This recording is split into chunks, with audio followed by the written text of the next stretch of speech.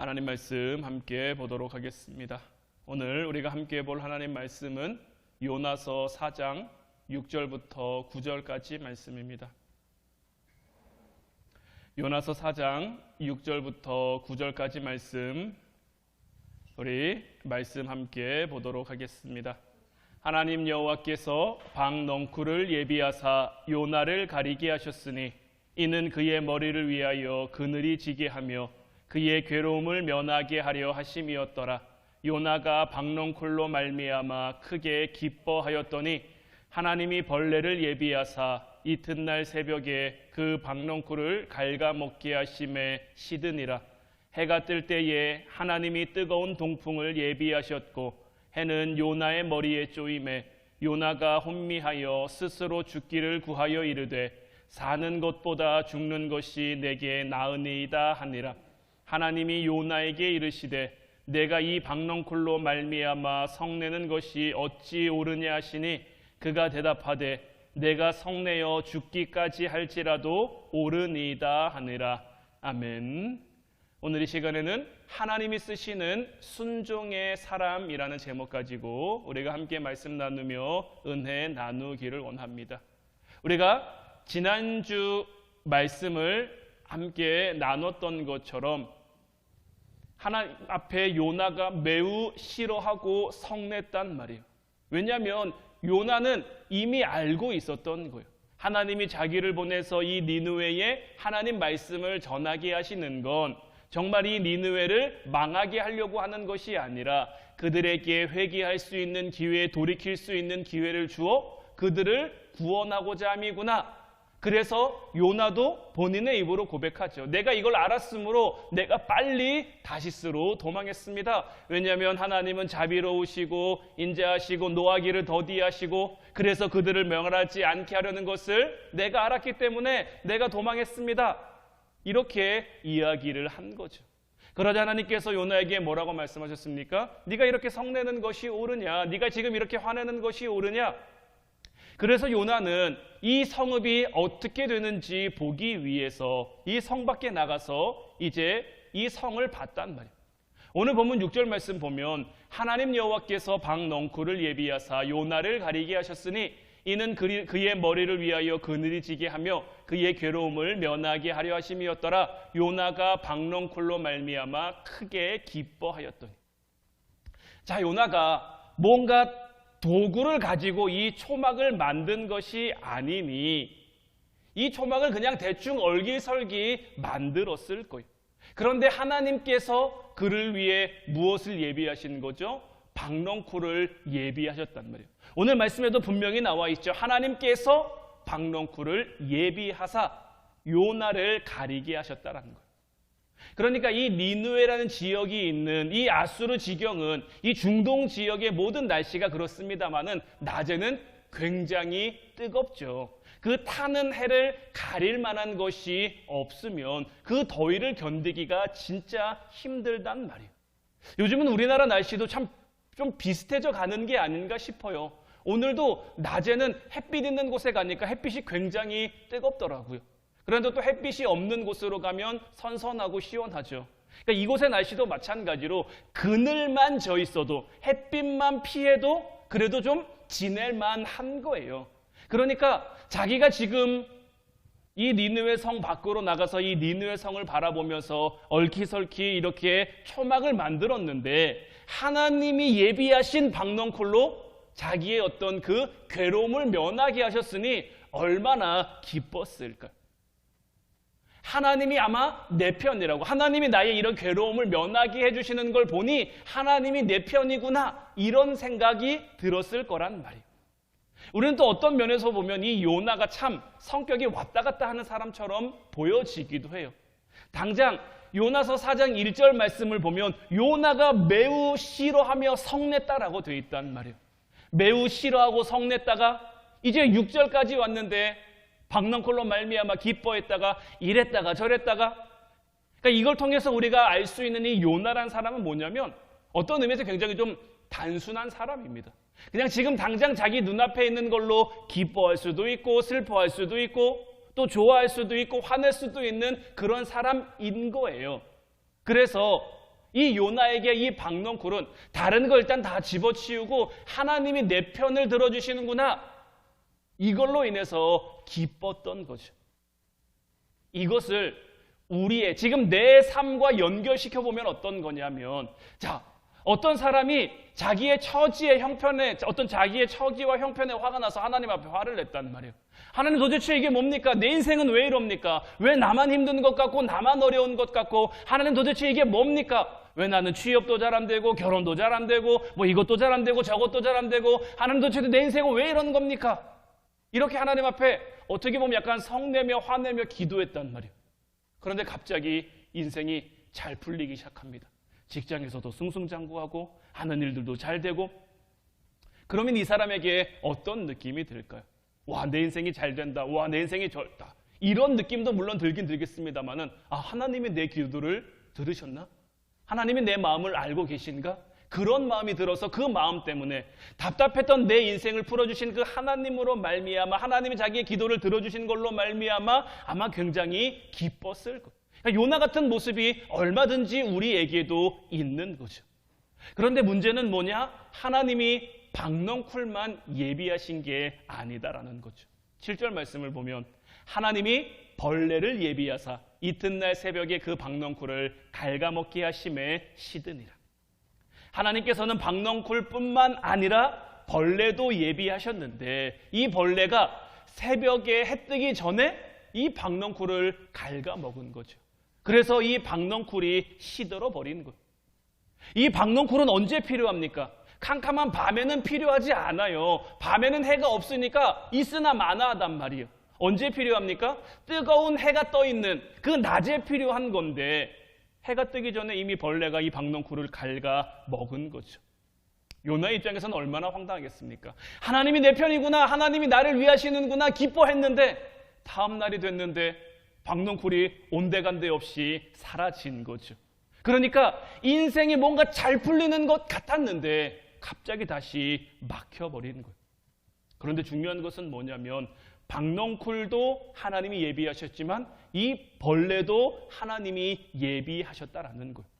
그러니까 우리의 인생에, 나의 인생 가운데 잘됨만 하나님이 예비하신 것이 아니라, 때로는 인생이 막히는 것도, 때로는 인생이 풀리지 않는 것도 하나님이 예비하신다라는 거예요. 여기서 한 가지를 더 갑니다. 하나님이 한 가지를 더 준비하시는데, 8절 말씀을 보면 해가 뜰 때에 하나님이 뜨거운 동풍을 예비하셨고, 해는 요나의 머리에 쪼임에 요나가 혼미하여 스스로 죽기를 구하여 이르되 사는 것보다 죽는 것이 내게 나으니이다 하니라. 자, 하나님이 한 가지 더 예비하신 게 뭐죠? 뜨거운 동풍을 예비하신 거예요.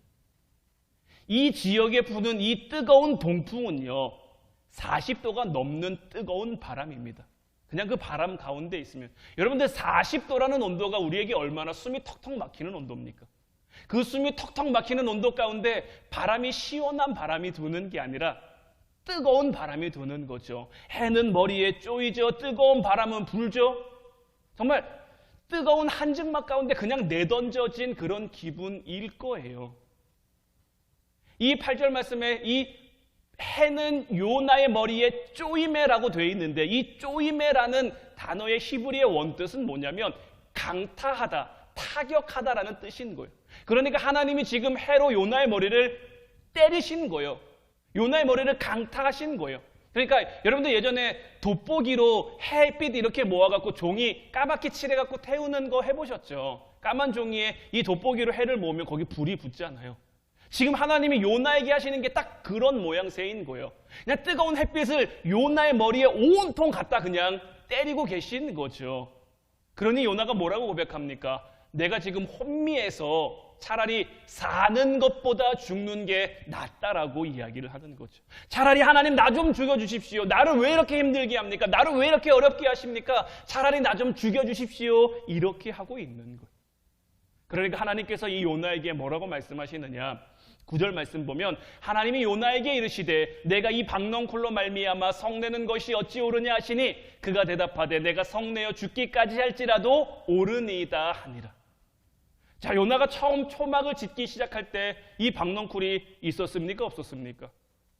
처음 초막을 짓기 시작할 때 이 박넝쿨은 없었어요. 원래 없었던 건데 잠시나마 하나님이 그를 위해 예비해 준 거죠. 그런데 요나는 지금 뭘 갖고 따지고 있습니까? 그 박넝쿨이 없어진 것 가지고. 원래 자기 것도 아니었잖아요. 자기가 만든 것도 아니잖아요. 자기가 심은 것도 아니잖아요. 그런데 그거 가지고 지금 하나님 앞에 따지고 있는 거죠. 어떻게까지 따집니까? 내가 성내어 죽기까지 할지라도 옳다라고, 하나님이 틀렸고 내가 맞습니다라고 지금 요나는 고집을 피우고 있는 거예요. 사실 우리가 이 땅에 올 때 뭐 갖고 온 거 있습니까? 여러분들은 이 땅에 올 때 뭐 가지고 태어난 거 있습니까? 뭐 돈을 들고 태어났다든지, 뭐 권력을 쥐고 태어났다라든지, 뭐 이런 거 우리는 아무것도 없습니다. 아무것도 가지고 온 게 없는 거예요. 모든 것은 다 하나님이 주신 거예요. 건강도 하나님이 주신 거고요. 일할 수 있는 능력도, 내가 가진 달란트도 다 하나님이 주신 거란 말이에요. 그럼 여러분들, 모든 것을 주신 분이 하나님이시면, 그것을 가져가시면, 하나님이 거두어 가시면 그 하나님은 불의한 하나님이다라고 우리가 이야기할 수 있을까요? 하나님이 나에게 맡기셨던 걸 다시 찾아갔단 말이에요. 그럼 하나님은 어떻게 이러하십니까? 하나님 너무합니다. 하나님은 불의하십니다. 우리가 이렇게 하나님 앞에 따져 물을 수 있을까요?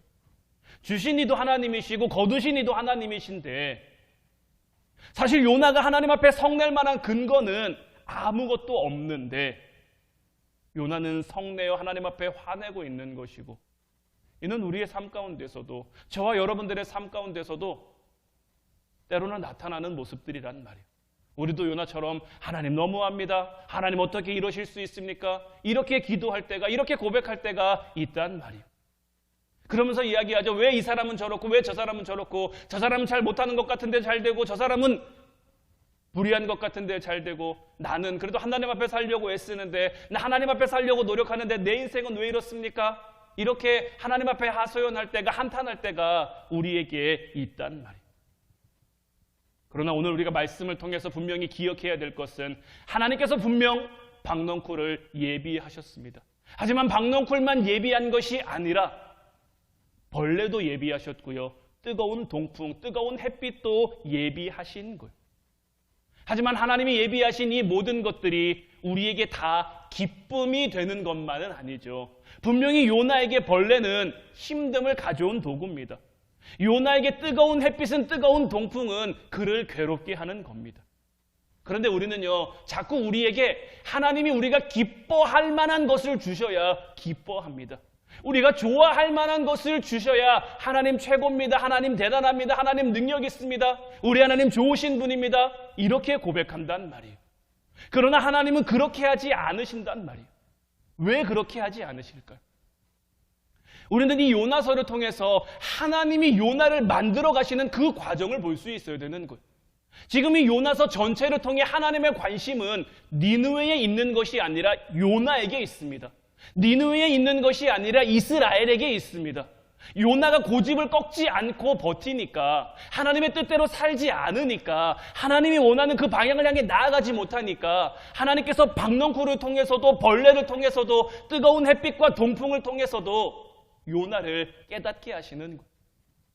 우리도 똑같이 요나처럼 착각하는 게 있습니다. 우리 가정이 안 변하고, 내가 처해 있는 지금 상황이 안 변하고, 세상이 안 변하고, 그래서 우리의 인생이 힘들다고, 우리의 삶이 어렵다고 이렇게 생각을 하는데, 하나님이 내게 은혜를 주셔서 내가 지금 처해 있는 상황이 좀 달라지면, 내가 지금 걷고 있는 길이 좀 달라지면, 내가 정말 하나님 앞에 더 잘하고 하나님을 더 잘 예배하고 하나님을 더 잘 섬길 거라고 착각하는데, 그러나 하나님께서는 결코 그렇지 않다라고 우리에게 말씀하시는 거예요. 하나님께서 이스라엘에게 얼마나 많은 은혜를 주셨습니까? 이스라엘 백성들이 하나님 앞에 불순종하고 40년 동안 광야를 떠돈 다음 가나안 땅에 들어가기 직전이 됐을 때 하나님께서 이스라엘 백성들에게 주신 말씀이 신명기 8장 1절부터 4절까지 말씀입니다. 내가 오늘 명하는 모든 명령을 너희는 지켜 행하라. 그리하면 너희가 살고 번성하고 여호와께서 너희의 조상들에게 맹세하신 땅에 들어가서 그것을 차지하리라. 내 하나님 여호와께서 이 40년 동안에 내게 광야길을 걷게 하신 것을 기억하라. 이는 너를 낮추시며 너를 시험하사 내 마음이 어떠한지 그 명령을 지키는지 지키지 않는지 알려 하심이라. 너를 낮추시며 너를 줄이게 하시며 또 너도 알지 못하며 내 조상들도 알지 못하던 만나를 내게 먹이신 것은 사람이 떡으로만 사는 것이 아니요 여호와의 입에서 나오는 모든 말씀으로 사는 줄을 내가 알게 하려 하심이니라. 이 40년 동안에 내 의복이 헤어지지 아니하였고 내 발이 부르트지 아니하였느니라. 자, 하나님이 이스라엘 백성들에게 주신 만나, 하나님이 그들에게 만나를 왜 주셨습니까? 이스라엘 백성들이 잘해서 하나님 앞에 하나님이 그들에게 만나를 주신 겁니까? 그들이 순종해서 하나님 뜻대로 살아서 하나님이 그들에게 만나를 주신 겁니까? 아니죠. 정반대의 상황에 하나님은 그들에게 만나를 주셨어요. 출애굽기 16장을 보면 이스라엘 백성들이 하나님 앞에 우리 먹을 게 없어서 죽겠습니다. 우리를 왜 이곳으로 인도해냈습니까? 차라리 애굽에 있을 때가 나았습니다. 우리는 더 이상 하나님을 쫓지 못합니다. 이렇게 하자 하나님이 그들에게 만나를 주셨잖아요. 그런데 어떻습니까? 이스라엘 백성들은 만나를 받고도 하나님의 말씀을 지키지 않죠. 하나님이 만나를 주시면서 그들에게 하신 말씀이 무엇입니까? 만나를 다음날 아침까지 남겨두지 말라는 거예요. 그날 먹은 것만 거두오라는 거예요. 한 사람당 5오멜씩 먹을 걸 거두어라. 내일 되면 또 준다. 내일 되면 또 준다. 하나님이 이렇게 말씀하셨단 말이에요. 그런데 이스라엘 백성들이 온전히 그 말씀에 순종합니까? 다음날까지 두는 사람들이 있었단 말이에요. 하나님의 말씀을 믿지 못한 거죠. 그러자 거기에 벌레가 생기고 냄새가 나죠. 이것뿐입니까? 하나님이 안식일을 위해서는 그 전날 한 사람당 곱절로 원래는 5오멜인데 10오멜씩 거두라고 말씀하시죠. 안식일에는 만나가 그들을 위해서 예비되지 않을 거라고 하나님이 말씀하셨단 말이에요. 그런데 안식일에 만나를 거두러 들러나가는 사람이 있었습니까? 없었습니까? 말씀은 분명히 있었다고 이야기를 하는 거예요. 그들이 나가서 허탕치고 돌아온 거죠. 하나님이 분명 주셨는데 만나가 처음부터 그들의 거였습니까? 하나님이 그들에게 주신 거죠. 그들이 받을만 해서 받았습니까? 하나님이 그들에게 줄만 해서 그들에게 주셨습니까? 그들은 원망하고 불평했고 하나님 말씀 따르지 않았는데 하나님이 그들에게 은혜로 주셨단 말이에요. 그런데 이들이 은혜로 받은 그 만나에 대해서 나중에 뭐라고 불평합니까? 우리가 맨날 이거 먹으니까 질린다라는 거죠. 우리가 애굽에 있을 때는 고기도 먹었는데 하나님이 주신 은혜를 그냥 받으면서 살다 보니까, 그냥 누리면서 살다 보니까 그 은혜가 마치 처음부터 내 거였던 것처럼, 그 은혜가 마치 처음부터 내 거여서 내가 누리는 게 당연한 것처럼 몰래 내 건 내 거고 더 주시지 않는 것 같고 원망하고 불평하는 거죠. 결국 이 일은 무엇을 증명합니까? 이스라엘 백성이 하나님의 뜻을 온전히 쫓을 그러한 백성들이 아니다라는 것이 증명된 거죠. 그런데도 하나님은 어떻게 하십니까? 이 불의한 이스라엘 백성들을 위해, 이 하나님의 뜻을 따르지 않는 이스라엘 백성들을 위해 40년 동안 안식일을 제외하고는 하루도 빠뜨리지 않고 그들에게 만나를 주시는 거예요. 이스라엘 백성들은 그 만나를 먹을 때마다 이 신명기 8장 3절에도 나와 있지만 너를 낮추시며 너를 줄이게 하시며 또 너도 알지 못하는 내 조상들도 알지 못하던 만나를 내게 먹이신 것은 사람이 떡으로만 사는 것이 아니요 여호와의 입에서 나오는 모든 말씀으로 사는 줄을 내게 알게 하려 하심이라. 하나님께서는 이 40년 동안에 불평하는 이스라엘 백성들, 원망하는 이스라엘 백성들에게 사람이 떡으로만 사는 것이 아니다, 하나님의 말씀으로 사는 것이다, 네가 순종하면 내가 너를 지킨다, 네가 순종하면 내가 너를 인도한다, 네가 순종하면 내 명령을 따르면 너와 내 조상들에게 주기로 약속한 그 땅에 들어가 영원히 살게 할 거다. 그러면 하나님께서 마지막으로 확정적으로 주시는 말씀이 뭡니까? 이 40년 동안에 내 의복이 헤어지지 아니었고 내 발이 부르트지 않았다라는 거죠. 정말 빼박 증거죠. 빼박 증거를 하나님께서 그들에게 보이신 거예요. 이들이 이런 하나님의 은혜 가운데 살았는데 이들 이후의 삶이 어떻습니까? 자, 이스라엘 백성들이 이제 가나안 땅을 이제 광야의 삶을 다 끝내고 가나안 땅을 목전에 두고 이제 요단강을 건너가면 가나안이란 말이에요. 요단강을 건너는 그 장면에 있어서도 하나님 무엇을 말씀하십니까? 언약궤를 맨 제사장들이 먼저 들어가라. 그래서 언약궤를 맨 제사장들이 먼저 들어간단 말이에요. 이것은 무엇을 의미합니까? 말씀을 앞세우는 삶을 살면, 요단강은 그때는 범람하는 시기라서 굉장히 물살도 세고 그냥 쉽게 들어갈 수 있는 만한 곳이 아니란 말이에요. 그냥 그들은 위험 가운데 어려움 가운데 그냥 내딛는 거예요. 하지만 말씀을 앞세우니까 어떻게 됩니까? 물이 위에서부터 끊겨서 길이 만들어지는 거예요. 하나님께서는 이 요단강을 건너는 이스라엘 백성들에게 말씀을 앞세워 살면, 말씀을 행하며 살면 내가 너희들에게 길이 되어주겠다라는 것을 이 요단강을 통해서 보여주신 거예요. 그런데 요단강을 건넌 후 이스라엘 백성들은 하나님 말씀을 따릅니까? 안 따릅니까? 안 따른단 말이에요. 하나님께서는 분명히 그 땅에 들어가기 전에 그 땅에 살고 있는 모든 족속을 다 쫓아내라고 하셨어요. 그들이 너의 올무가 될 것이다. 그들이 너희를 걸려 넘어지게 할 것이다. 계속해서 경고하면서 말씀하셨는데 그들은 그 하나님 말씀을 따르지 않죠. 적당한 핑계를 댑니다. 적당한 변명을 합니다. 우리는 아직 여기서 일할 줄 모르고 농사할 줄 모르고 우리가 그들을 부리고 그들을 시켜서 일하게 하면 모든 게 다 좋은 거 아닙니까? 그럴듯한 이 세상의 방법으로 포장해 가려고 하는 거죠. 그렇게 가나안 땅에 들어와 그들이 살게 됐고 그렇게 사사시대가 시작이 되죠. 하나님께서 사사기를 통해 이스라엘 백성들이 사사기를 통해 우리들에게 보여주는 장면은 무엇입니까? 끝없이 넘어지고 끝없이 우상 숭배하고 끝없이 하나님 앞에 범죄하고 그때마다 하나님께서는 사사를 세우시죠. 사사를 통해서 하나님의 말씀을 다시 회복하고 말씀을 앞세워 나가면 여전히 하나님은 그들을 도우시고 여전히 하나님이 그들의 힘이 되어주신다라는 것을 보여주셨잖아요.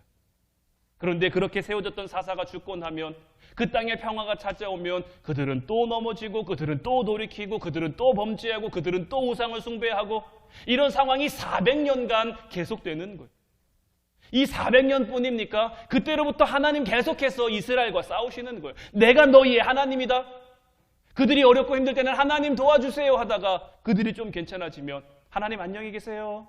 우리 놀다 올게요. 우리 즐기다 올게요.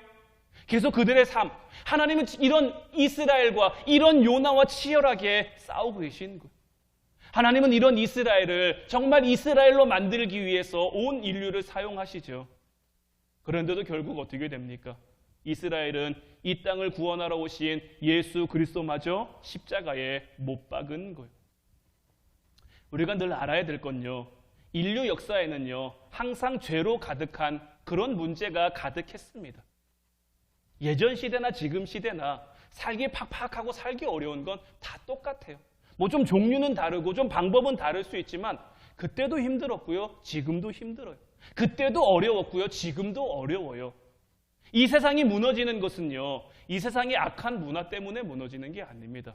우리가 하나님의 말씀을 떠났기 때문에 이 세상이 무너지는 거예요.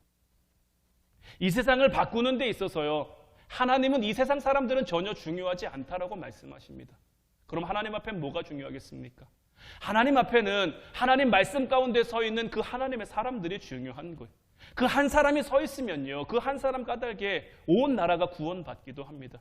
그 한 사람 가운데 가정이 회복되고 교회가 살아나고 이 땅과 이 민족과 모든 것들 가운데 하나님의 나라가 세워지기도 하는 거예요. 요나가 좋든 싫든 니느웨로 갔습니다.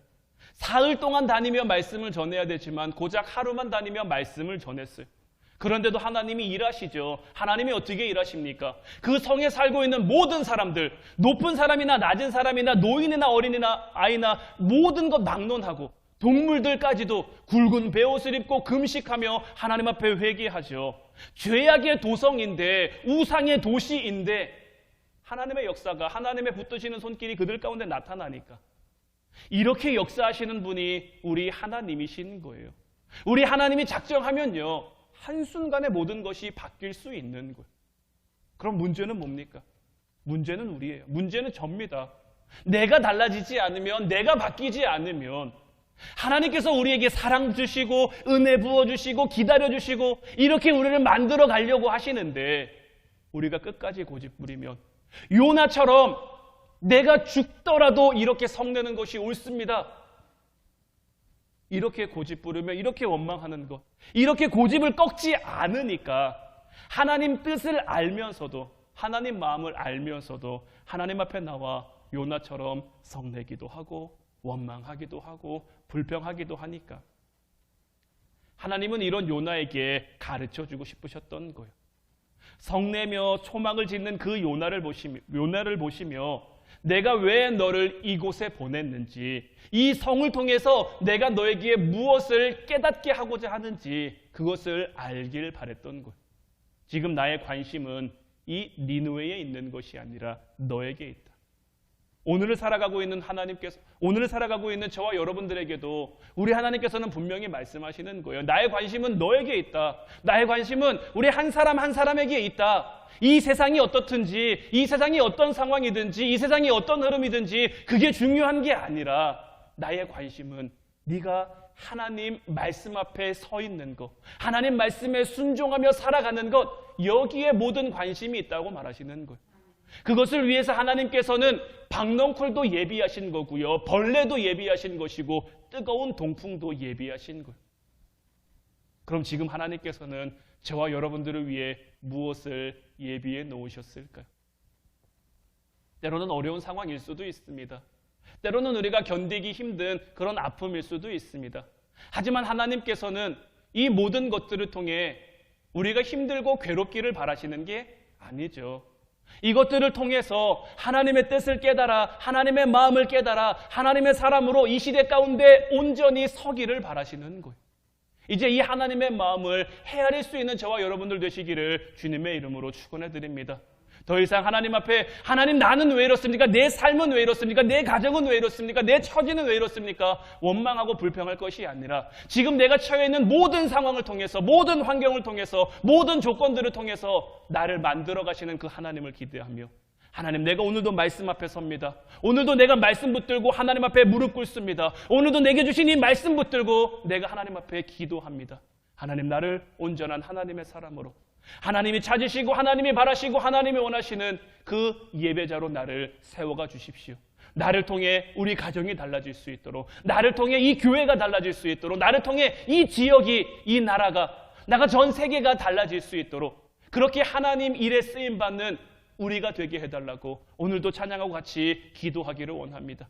이제 우리 같이 찬양하고 기도하기를 원하는데, 오늘 이 시간에는 주 안에 있는 나에게라는 찬송과 함께 고백했으면 좋겠어요. 이 찬송 가사처럼 주 안에 우리가 있으면 우리에게 어떤 근심이 있겠습니까? 우리가 십자가 밑에 나아가서요, 우리가 지고 있는 문제, 우리가 겪고 있는 문제, 우리가 처해 있는 모든 것 다 내려놓으면요, 하나님이 우리를 인도해 주시고 주님이 우리를 안아주시고 위로해 주셔서 하나님의 뜻대로 우리에게 허락된 삶을 정말 복되게, 정말 은혜롭게, 정말 형통하게 살아가게 하실 줄 믿습니다. 이제 믿음으로 고백하고 기도하는 시간 되기를 바랍니다.